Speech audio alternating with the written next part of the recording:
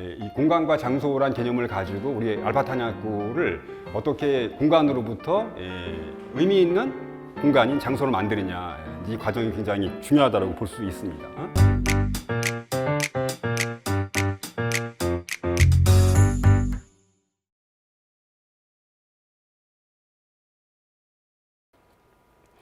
보시면 이제 책자를 아마 같이 보셔야 될 것 같은데, 아까 말씀드렸다시피 이제 공간, 그죠? 공간이란 말하고 장소라는 게 영어로 다르거든요. 공간은 이제 스페이스라고 얘기하고 장소는 이제 플레이스라고 하는데, 한마디로 그냥 공간은 그냥 어떤 일정한 시간, 그죠?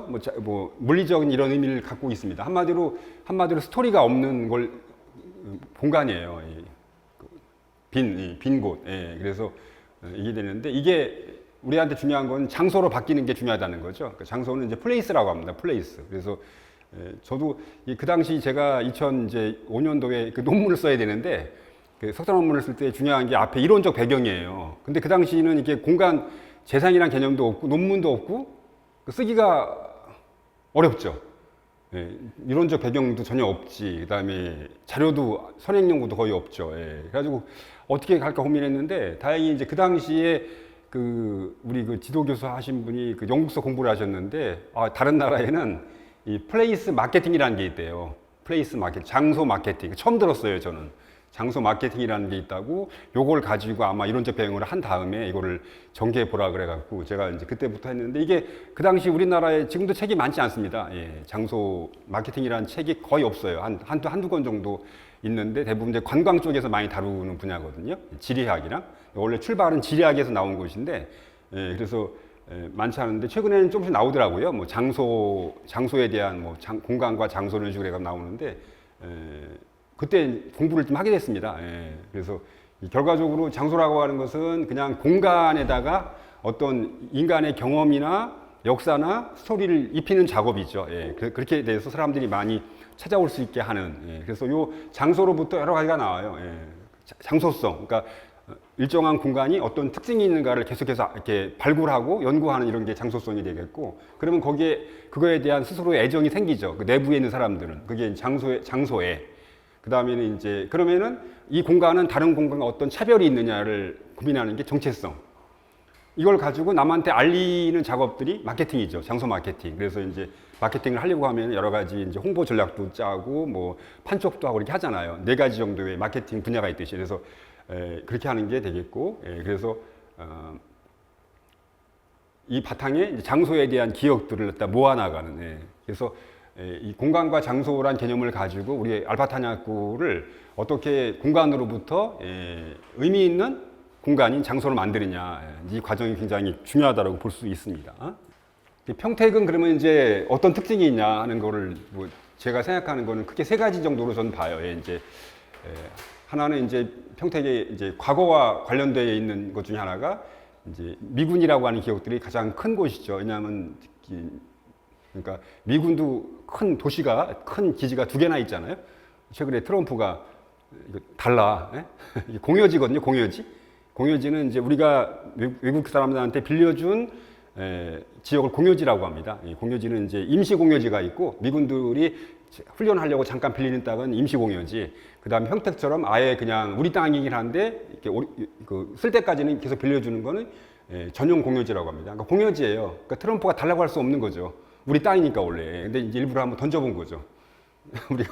우리 땅으로 해달라. 우리 기지가 있으니까. 사실은 안 되는 건데, 어쨌든 커다란, 그쵸? 세계 최대의 미군 기지가 컴프리도 있고, 또 공군 기지도 미군께 있고, 우리나라 공군 기지가 있고, 해군 기지도 하나가 있고요. 이런 식으로 평택은 굉장히, 지금 평택 전체 면적의 10%가 미군 기지 땅이에요. 미군 기지만 10% 있습니다. 미군 기지만. 평택에. 굉장히 그러니까 큰 공간을 지금 갖고 있고, 그래서 그런 면에서 여러 가지 한미관뿐 아니라 이제 기지촌이라고 하는 그 특징도 있죠. 그래서 기지촌의 특징은 이제 뭘까요? 거기 사는 사람들이 되게 뿌리의식이 약해요. 여기 사람들이, 평택 사람들이. 그래서 만약에 다른 지역, 만약에 제가 이렇게 경험해 보면은 수원 같은 데는 이렇게 유명한 독립운동가가 별로 없어요. 최근에 김세환이라고 하는 분이 계신데, 사실은 그렇게 아주 유명한 분은 아닌데 그런 분들 발굴합니다. 유명하다고. 근데 평택은 이렇게 민세 안 좋은 같이 교과서에도 나오는 인물인데도 시큰둥해요, 사람들이. 시큰둥해요. 책에 나오는 인물이에요. 교과서에 나오는 인물인데도 불구하고 훌륭한 일도 많이 했고, 그런데 시큰둥해요. 아마 수원 정도 도시라면 벌써 그냥 알리고 동상세고 난리 났을 텐데, 이런 게 이 그 지역 안에서 상당히 그런 거에 대한 약해요. 어렸을 때부터 세계적으로 자기 지역에 대한 교육을 못 받고 자란 거죠. 예. 그러니까 뭐 없다라고 생각하시면 돼. 그냥 그런 기억들이 최근에 조금씩 생기긴 하지만, 그리고 또 도시가 이렇게 산재형 도시예요. 평택이 우리나라에 산재형 도시 아세요? 산재형 도시가 흩어져 있어요. 우리나라에서 이 산재형 도시는 딱 두 군데 있습니다. 하나가 마산, 창원, 진해. 지금은 하나의 도시가 됐죠. 이렇게 해안 쪽으로 진해, 내륙 쪽으로 창원, 또 이제 바닷가 쪽으로 마산이 이렇게 각각 성장하다가 이게 지금 창원 중심으로 갔는데, 이게 산재형 도시입니다. 우리나라에서는 드문 도시예요. 또 하나가 평택이에요. 평택은 안중, 그 다음에는 송탄권, 평택권이 다 달라요. 정서가 달라요. 여기 사는 사람들도 여기 이렇게 최근에 오신 분들은 모르겠지만, 여기 살던 사람들은 저도 집사람이 이제 장인어른이 안중 분이신데, 안중 그러면 제 땅 같지, 제 고향 같지가 않아요. 벌써. 먼 얘기예요. 평택에 안중 거기 어디지? 뭐 이렇게 거의 천안이나 아산 생각할 정도로 이렇게 정서적으로 있고요. 평택만 하더라도 제가 달라요. 그러니까 다른 데는 도시가 이렇게 뭡니까? 중심이 있으면서 핵을 중심으로 성장하는 도시인데, 평택은 애초부터 핵이 3개나 있는 거예요. 그게 있다 보니까 연결이 잘 안 됩니다. 이런 도시는 장점도 있고 단점도 있어요. 장점도 있고. 근데 우리는 평택은 그동안에 단점이 많이 발견됩니다. 그렇죠? 공간들도 여러 개 쪼개서 지어야 되고 막 이런 부분들이 있고, 최근에 그걸 이제 보완하고자 나온 게 고덕 신도시예요. 고덕을 축으로 해서 요 작은 세계를 연결하겠다는 게 원래 그 평택의 발전 전략이거든요. 예. 근데 어쨌든 이제 그 바탕에는 다 미군 기지라는 게 있어요. 그 바탕에는 결국은 이것 때문에 그렇고, 그 다음에는 이제 최근에 80년대 이후부터 이제 평택이 사실 제일 관심 가져야 할 것 중에 하나는 이게 항구 도시입니다. 평택이. 항구 도시. 근데 이것도 잘 몰라요, 사람들은. 예. 북부나 남부에 있는 사람들은 관심이 없는데, 사실 국가 전략적으로 고덕 신도시는 평택항의 배후 도시예요. 평택도 그런 변화를 지금 겪고 있는 거예요. 이 평택항이 우리나라의 4대 국책 항구다 보니까 이게 커지거든요. 그리고 이 항구가 돈이 많아요. 항구 도시들이 일반 도시보다 돈이 많다고요, 원래. 예, 근데 이게 또 상당히 아직까지 약하죠, 이 부분도. 그 다음에 최근에 가장 큰 변화는 이제 계속해서 새로운 도시들이 계속 만들어지는 거죠. 예, 뭐 고덕 신도시도 굉장히 큰 규모의 도시거든요. 예, 그리고 뭐 이쪽에 브레인시티 또 소사벌 해가지고 엄청나게 지금 인구가 폭발적으로 증가하고 있는 그런 이런 세계의 저를 갖고 있는데, 딱히 평택이 그럼 뭐냐라고 했을 때 뭔가 이렇게 딱 떠오르는 게 없는 게 또 평택 특징입니다. 예. 이게 이제 탄약고잖아요. 여기 탄약고. 예, 그래서 지금 현재는 이게 지금 한 2, 3년 전에 사진인데, 현재는 길이 이게 지금 막혔습니다, 다. 그래서 지금 저희 사무실이 이쪽에 있어요. 여기 써 있어서 이게 지하도 지나가서 지금 고덕 거기 학교 지나서 이렇게 가다가 여기 민세 송탄고등학교가 있고, 이제 여기 민세 중학교가 있고 초등학교가 있고, 그 다음에 일로 가는 길이 막혀 있죠, 지금은. 그러니까 지금은 이렇게 해서 돌아서 이렇게 해서 절로 청북으로 나가는 겁니다. 그래서 그 사이에 지금 신도시 안에 이렇게 있는 것이고, 여기 사진상은 잘 안 보이는데, 여기 보시면 그냥 적당히 이렇게 사진에 보시면은 이렇게 녹지가 사이사이 있고, 이 가운데는 높아요. 평면이 아니라 약간 이렇게 올라가는 지역입니다. 여기가 이렇게 올라가는 지역이고, 아주 높지는 않은데 그래도 이 평지보다는 조금 이렇게 높은 지역의 가운데를 중심으로 주변에 여러 개의 탄약고가 각각 배치가 돼 있죠. 떨어져서 이렇게 여기도 있고 여기도 있고 이렇게 가운데도 있고 이쪽에도 있고 해가지고 그렇게 돼 있는 거고, 한 9만 평 좀 넘는 정도의 규모의 공간이 되겠습니다.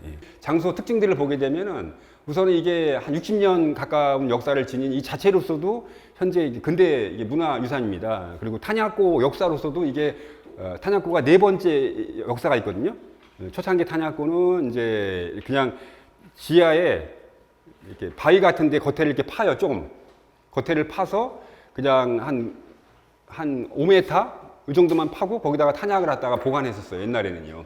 일본에 가시면 일본에 요코하마 이런 데 가면 옛날 탄약고가 있어서 지금 쓰진 않습니다. 그냥 요만한 동굴이니까. 예. 근데 이게 발전한 것이 현재 평택에 있는 2번째 탄약고예요. 이렇게 블럭 탄약고라고 하죠. 이렇게 외형은 블럭을 이렇게 쌓아요. 블럭을 싸고 그다음에 위에는 이렇게 뭘 덮어요.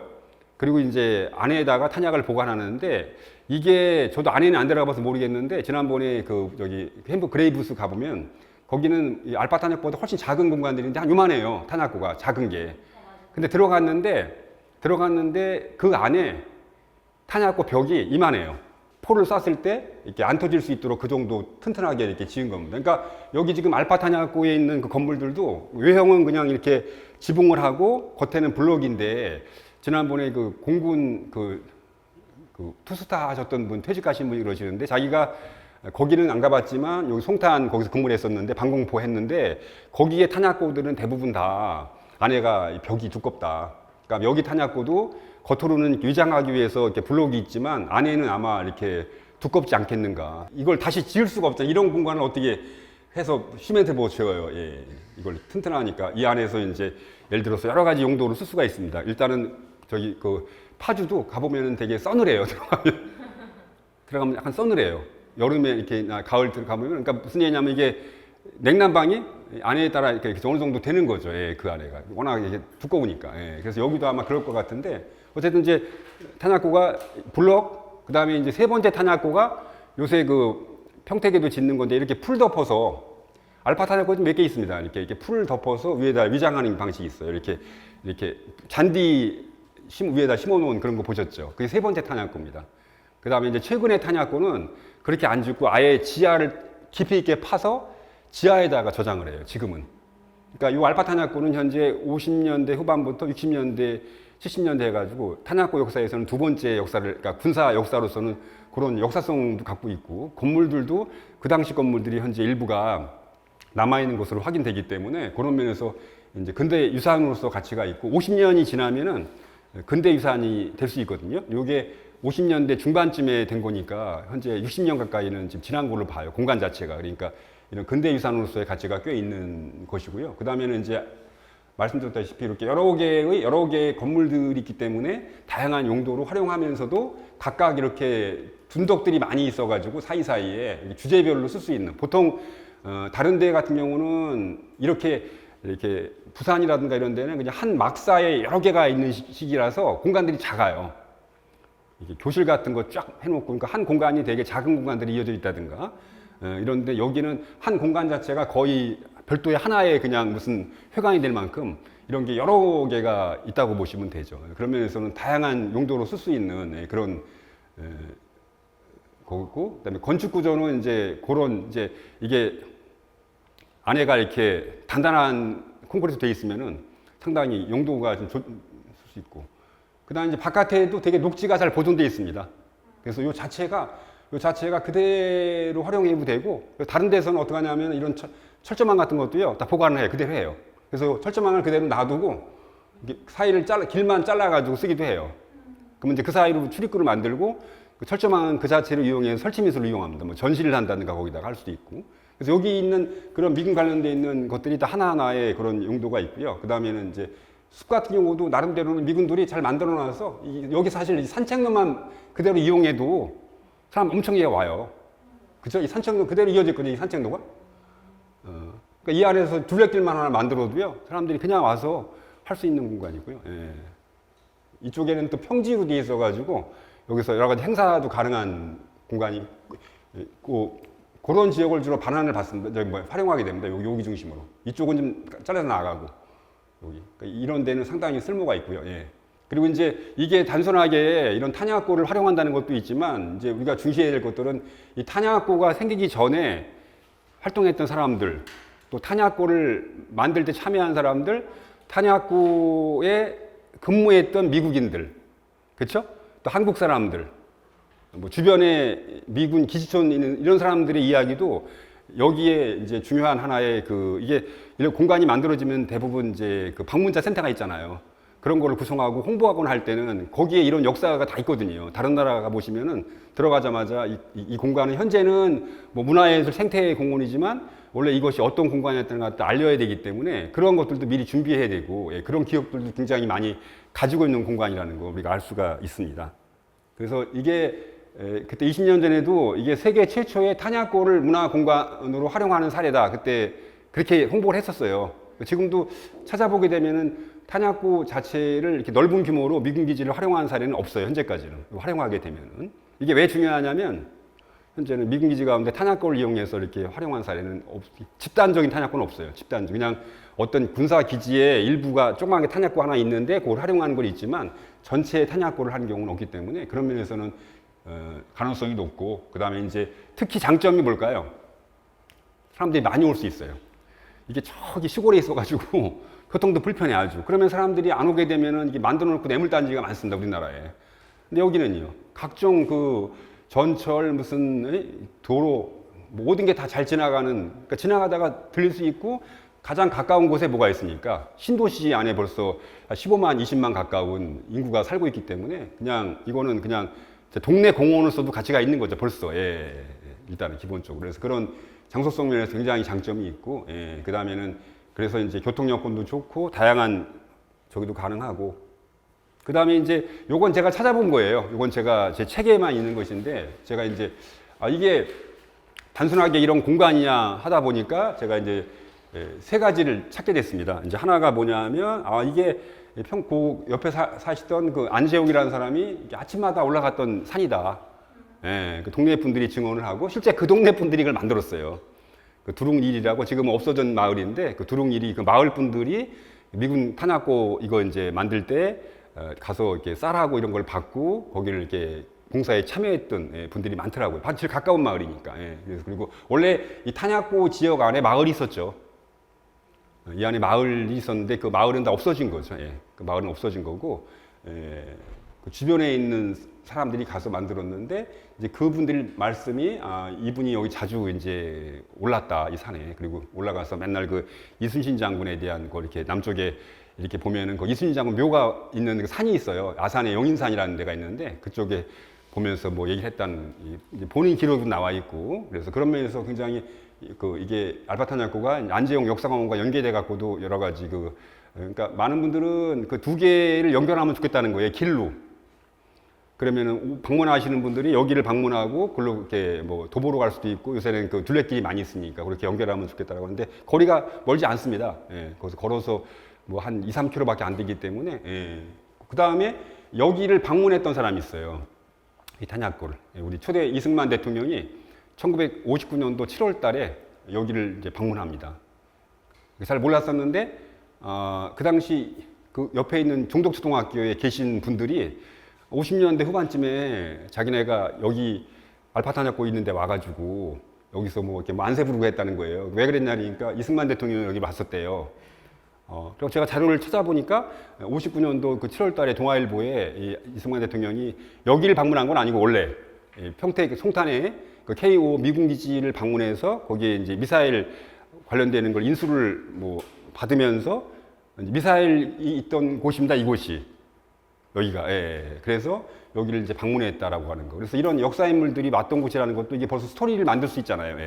그 다음에 세 번째 뭐냐면 이게 더 중요한 게 이 탄약고가 아니래요. 이게 원래 여기에 미사일이 있었대요. 이거 왜 그래야 말이 맞죠? 우리 여기 평택에 미사일 50년대에 이제 러시아하고 미국이 갈등이 생기면서 그 냉전 속에서 러시아가 이제 미사일을 증강시키니까 미군도 이제 미사일을 이제 배치를 많이 늘리거든요. 그런 시기에 국내에 미사일 기지가 들어섰는데 바로 알파탄약고가 처음에 미사일 기지였다. 이 기지가. 근데 이게 50년대에 만들어졌다가 이게 60년대 한 중반 이후에 이제 다른 곳으로 옮겨간 거죠. 여기 그 아마 안성이나 저쪽 그 팽성 쪽에 어디 기지가 있거든요. 그쪽에. 여기는 이제 그 이후에는 이 탄약은 저기 공군 탄약이에요. 이 탄약, 여기 있는 탄약은 여기 탄약이 종류가 많거든요. 많은 조그만 탄약은 이제 우리 저기 M16이라 해가지고 저기 일반 소총 탄약이고 여기 쓰는 탄약은 여기는 항공 탄약입니다. 이게 큰 거예요.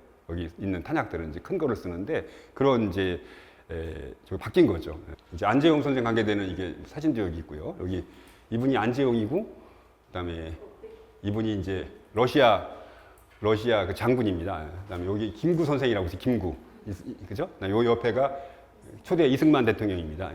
그래서 여기 1947년도에 광복절 기념식에서 같이 했던 분입니다. 이때 주비는 안재홍이에요. 이날 광복 2년 대표해가지고 이날 연설한 사람은 이분들이고 이분들은 초청받은 인사들이에요. 그날 이분이 그 당시 미군정청 민정장관을 했거든요. 그러니까 직무를 얘기하면은 그러니까 남조선 임시정부의 대표였습니다.